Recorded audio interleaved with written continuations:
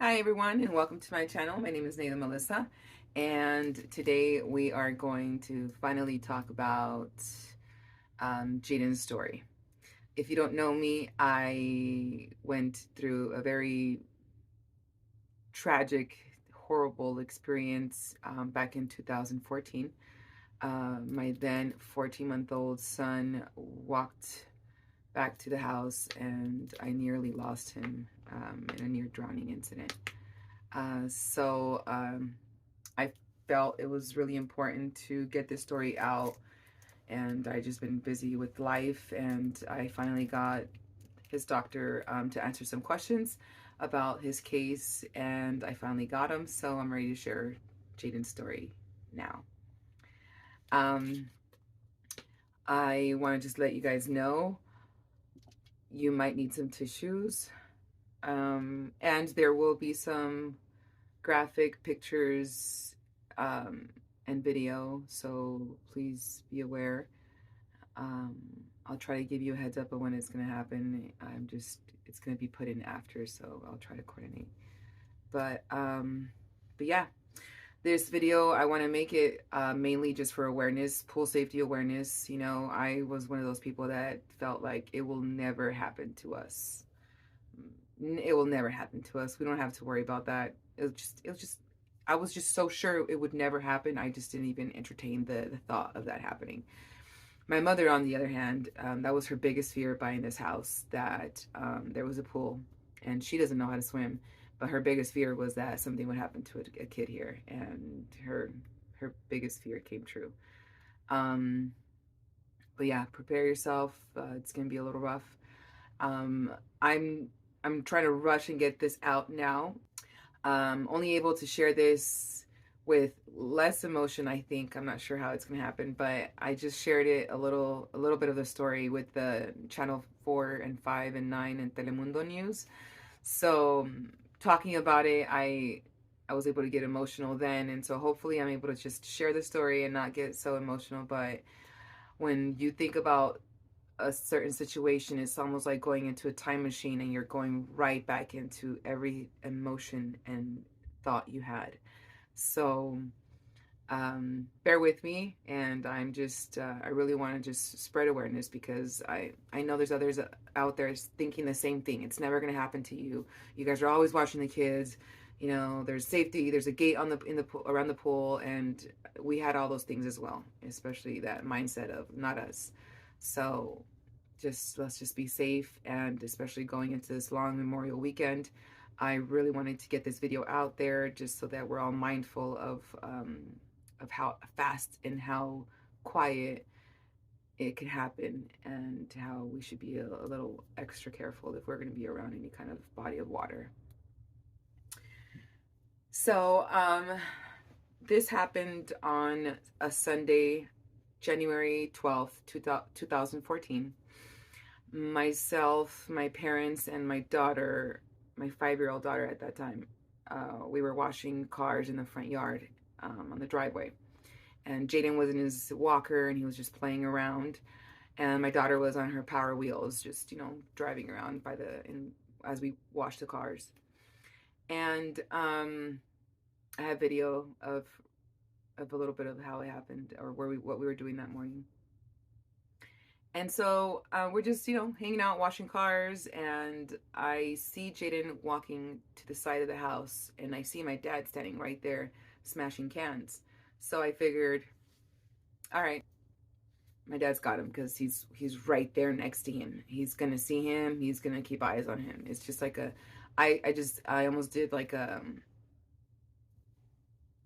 transfer of guardianship without verbally letting my dad know, hey, Jayden's right there, keep an eye on him. So that was mistake number one for me, is not making sure that I don't just assume that because he's right there at his feet, he's going to see him. I need to communicate that, hey, I'm transferring guardianship over to you. Go ahead and keep an eye on him for me, please. And I didn't. So I saw that, and then I continued on to washing cars, or to doing what I was doing. And I couldn't tell you how many minutes went by from the time that I had seen Jayden next to my dad to the time that I was I remember what I was doing.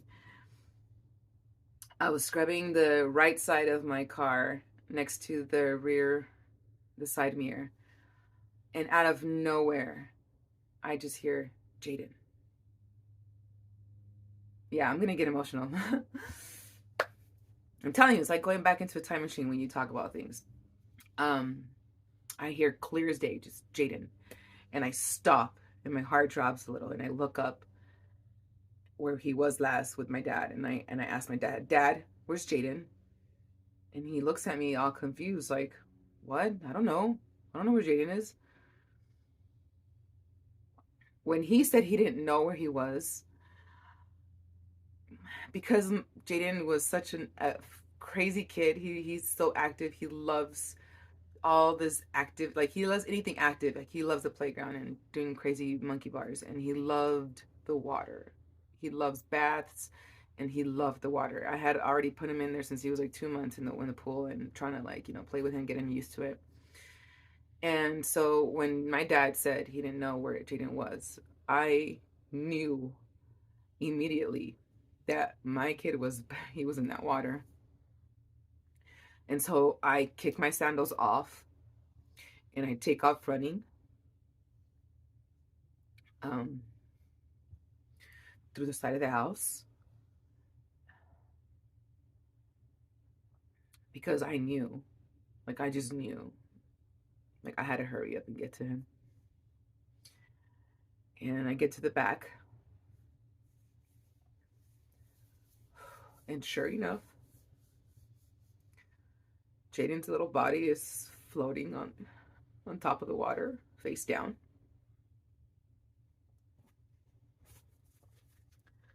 And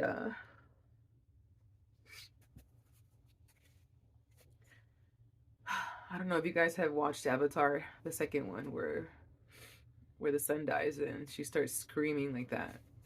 I cried. I cried in that part because that's exactly what it felt like. I saw his body and I let out this scream that only like a parent who's lost or has felt like pain of like a child being hurt or something. I let out a scream that I've never heard before that came out of me. And as I'm screaming and as I'm jumping in the water, like there's so many thoughts going on in my head. Like the thoughts of like, this isn't real. This isn't happening. Oh my God. And as I'm jumping in, these thoughts are happening. I'm thinking, oh my God, this isn't happening. No, dear God. Oh my God, his dad's gonna kill me. Like, oh my God, what have I done? Like, and I'm jumping into him for him. I grab him. I put him to the side, on the side of the pool. And I'm just screaming, dear God, please help me. Please, God, please, dear God, help me. Please help me. Please save my son. Please help me. And unfortunately, I wasn't certified to do CPR. So I just did whatever I saw on movies. I started pumping at his chest.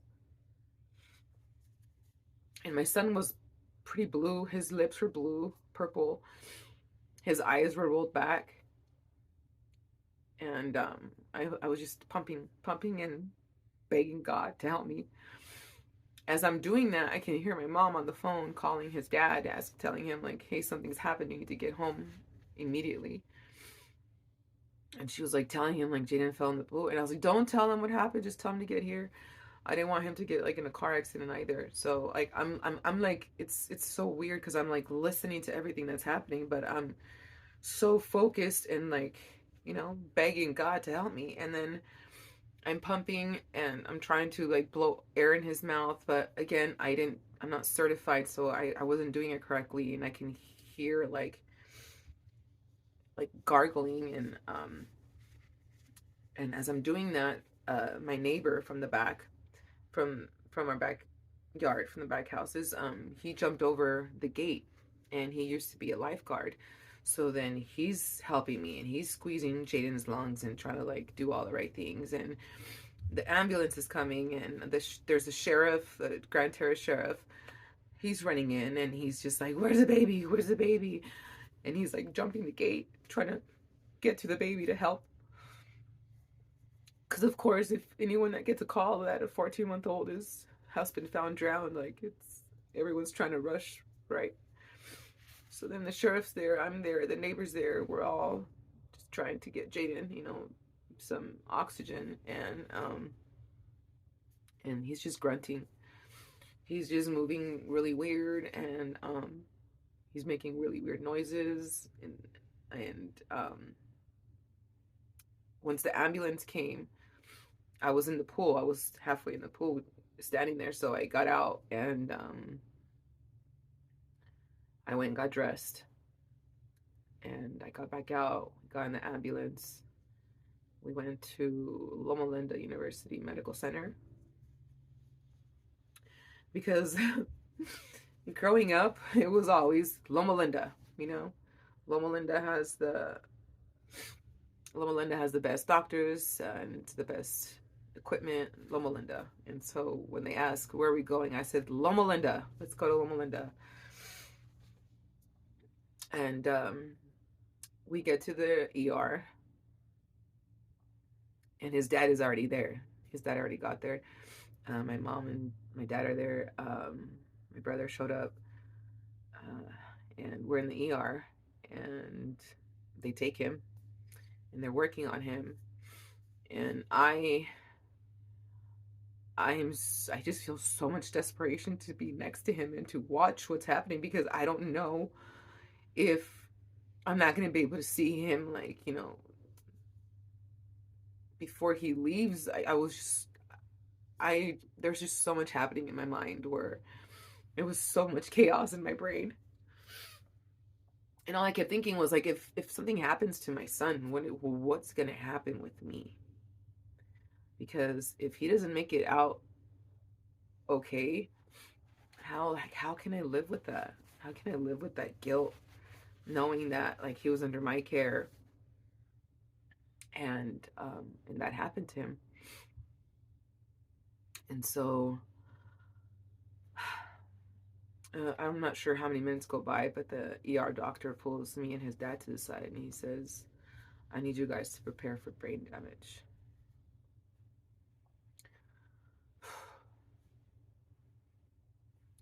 Because of the way he's grunting and he's moving, like, these are all signs of brain damage.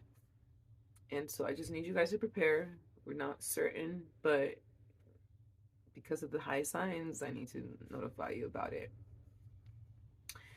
And hearing that, that really terrified me, and it caused me to go through such a mental distress of just, what have I done, and how much damage is going to come from it because of it, and how am I going to live with that? And we had just gotten married at that time, so I felt like, how is my marriage going to survive at this point? Because I know that if it were the other way around, it's just so hard to understand, and you want to blame someone all the time. And of course, I don't think the same now, but I just, to be completely honest, I was thinking, like, how am I gonna, like, unalive myself if my son doesn't make it okay? Because I don't want to be here if he's not here. I refuse to be here if he's not here. I can't. And so after hearing that, we shared that with our immediate family, and everybody was just starting to pray, and we're devastated.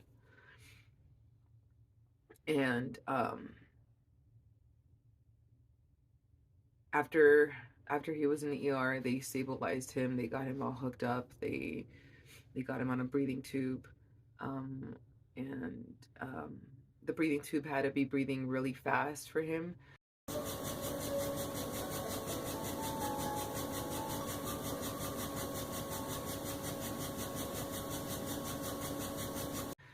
Because of how his lungs were damaged, and so it had to be at that pace to help repair his lungs. And so they move him up to the ICU, and I'm a mess still. I'm all I keep thinking about all I kept thinking about was what he felt when he was in the water. Because I know as a kid I've had not near drowning, but like, when we're playing around with your brothers and they almost drowning you, that feeling of like I can't breathe. I kept thinking about that. Just what were his last thoughts? Like, where's my mom? Like, oh my God, help me! I can't breathe. And like all the, I couldn't get out of my head of like how he felt. What was he thinking? And because I wasn't more careful, and he experienced drowning, and so I was in just such in a bad place. But fortunately, we had such an amazing group of friends and family that we filled up the waiting room, and the pastor came and we had a prayer. And after that prayer, just like the same way I heard Jayden, that's what I heard after the prayer, and I almost felt like a hug where it was just like, don't worry, he's gonna be fine. You just have to have faith. She's gonna be fine. And and also kind of told like, just start thanking God. Be so sure that he's gonna be fine that you're gonna thank him every day for saving him, because you're I was just so sure that what I heard, that he was gonna be okay, was a fact. And throughout that time, we went there on January 12th, and he got out on the 27th. So like halfway through it, he had a blood transfusion because his oxygen levels were low. um, they still weren't, wanting to take the breathing tube out yet, because of, the risks of him not being able to breathe on his own because his lungs were weak now. So there was a lot of instances and situations that happened where I felt like, oh man, like, am I too sure of this? Am I setting myself up for like a double devastation, where I was thinking that everything's gonna be fine, and then again, no, something happens. And so it was so terrifying to go through those times where it was a little scary. But every day that we were in the hospital, I played music for him. And every day I would make sure that he felt me. I was rubbing his feet, rubbing his hands. And um, I know a lot of people may not believe this part. And I honestly, when I did it at that time, I didn't know what I was doing. And then later on, as I watched certain documentaries of like scientific studies of like certain things that happen when you look at them, or when you concentrate on it. And so what I was doing while he was there is I would just be there with him, holding him, and just picturing the water coming out of all his lungs, and just picturing his brain with all this activity and oxygen, and just such a strong and hardworking brain. And I would imagine that every day. I would just sit there and imagine that his lungs are clearing. His lungs are clearing. Thank you, Lord, because his lungs are clearing. Thank you because you're going to give me back my son 100%, because I know you will, because you're such an awesome God. And that's every day. Every day I was playing really soft music for him, and just making sure he feels me. And I feel like that's super important when your loved ones are healing. Like, we don't understand how powerful we are as human beings. And we hear stories about like a parent lifting a car from a car crash because it was under, his kid was under, or somebody was under. Like, we hear about the stories, but somehow we just don't believe.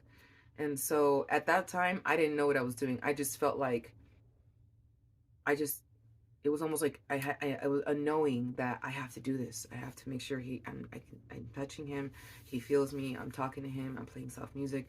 I was healing him, in a different way where, you know, um, aside from what like the doctors were doing, I felt like, and I didn't know, I just know it felt right. And so I did that every day. Um, and the sign that for me where I felt, yeah, Jayden's still in there. He's going to be fine. He's still in there. The sign that I saw that was a relief for me was that when he had the breathing tube, he would get mucus. And so they had to like suction out the mucus every, maybe every hour or a few minutes sometimes. And Jayden was the type of kid that he did not like to blow his nose. Like, don't touch him. Don't touch his face. Don't bug him. Like, he did not like to be bothered with.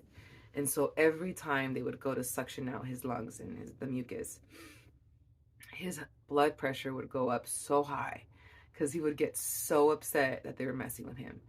And so every time that happened, I swear it would make me smile because I felt like, oh, that's my kid. He's still in there. He's fine. He's fine.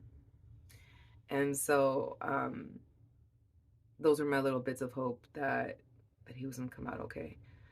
And thankfully he did. Thankfully he did. After, I want to say after a week and a half, they took the breathing tube out, and he was able to breathe on his own with no problem. And they had to wean him off of the steroids and all the things that they were giving him for his lungs. And so when he first, you know, was out on the sedation, his eyes were pretty low. And they even asked me if that's how he was normally. And I was like, no, no. Like, my eyes are low. But no, he didn't have those eyes. So, but they did go, excuse me, they did go back to normal after a week or so. Um, it was just, they thought it was maybe the steroids and the really strong drugs they were giving him. And yeah, Jayden came out of that with no problems, no brain damage at all. He's such a strong kid. He's such a loving kid. He is such an empath. Like, he is very sensitive to emotions. Like, if you're upset, then he's gonna get really upset. Like, he is like a magnet to whatever is happening in the room. But he is such a joy, and he is so strong. And I'm just so happy that he came out of it okay, because I don't know what would have happened with me, with our family, if if um if he wouldn't have survived that. So I'm sharing his story because I want to make sure that we're all super careful with our little ones, even though we think that it's never going to happen to us or there's a gate. I just feel like going the extra step of locking the gates with locks, which is what we did. We put locks on all the entrances, getting a spring so that the gate closes on its own, um, getting your kids in swimming lessons at an early age, or even like that survival floating lesson. Um, you know, just doing your part, just going above and beyond, because it is such a tragic experience. And it, till this day, like I said, I was able to keep my emotions down a little bit because I already let them out when I talked to the channel, the news channel about it. But it's so traumatizing for everyone, you know, just like the images of him. I still see them. It took me like 2 months to go back into the pool and look at the pool and accept that the pool is there and look at it without picturing him in it. Um, but there's ways where we can heal. But let's just try to avoid having to heal anything at all by being extremely careful. All right, so now I'm going to read the questions and the answers that I asked his doctor, Dr. Maverick Lopez from Loma Children's Hospital. Unfortunately, he wasn't able to record a video, so it's just email. Possibly going to be posting the answers somewhere here so you can see them. All right, so my first question was, what was Jayden's initial prognosis when he arrived in the ER? I know you weren't the first doctor that saw him, but based on communications with the other notes from the ER team, what was your own assessment when Jayden was under your care? He responded, it's often difficult to say what the prognosis is in the beginning. Reviewing the records, Jayden was given CPR at the scene, and although the unattended time was approximately 5 minutes, that is often underestimated and can often be inaccurate. Some textbook statistics tell us that any child who receives CPR outside of the hospital has up to 92% chance at mortality. That is extremely high. So whenever children come in after CPR, I often have to prepare families for this possibility. One encouraging thing, though, that is that the paramedics noticed pulses, although low rate in the 50s for him. My assessment for him was guarded, but I remember when he came in, we were placing an arterial line in him, and I was surprised to see that he reacted, specifically to the pain. It was an encouraging sign, but not enough that I was going to prepare you for the potential for serious brain injury, because I have seen some children with that encouraging sign and still progress to brain death. My second question was, I was told by the ER doctor to expect brain damage based on how Jayden was moving and grunting. When you looked at Jayden's case, what were the chances of brain damage at that time? And he says, very high, as outlined above. So even with that 92% chance of mortality, the remaining 8% of survivors,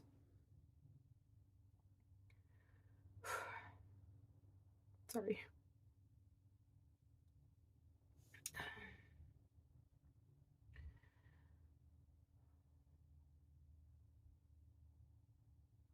the remaining 8% of survivors, half of those, or 4%, can have severe neurologic damage. The hard part was that not only was his brain at risk, his lungs were actually very sick, and he was escalated to his oxygen support to a mode of ventilation called high frequency, which made us have to paralyze him, which doesn't allow us to have a good neurologic exam initially. And there are studies that suggest that if there is purposeful movement within the first 24 hours, then it suggests a better outcome. So that is why his first movement to painful procedures was encouraging to me. His third question, what were the major concerns for Jayden's full recovery? He said mostly how his brain was going to recover. Even if his lungs were sick, it is usually just a matter of time until their respiratory support is weaned out. You can't take back neurologic injury from the first problem. My next question was, what action plan did you take?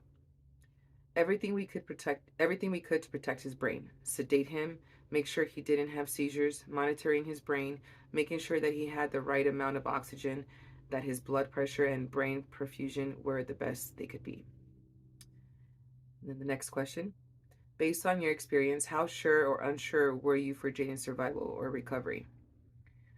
And he said, I was encouraged based on the reaction to the pain he had when we first got him, and later finding out that paramedics found pulse on him when they arrived. So actually very hopeful, but I have learned to wait before giving potential false hope. It was important that family members administered CPR as soon as they could, as this could have really made a difference. The sooner CPR is given, the better the recovery is potentially. Next question. What were your thoughts of mom and dad? I was told after that they were worrying. I was told that the people were worried about me because they heard me talking and saying that he was going to be fine, that he's recovering and he's going to come out of this okay. So I was asking, like, were you worried about me? And he said,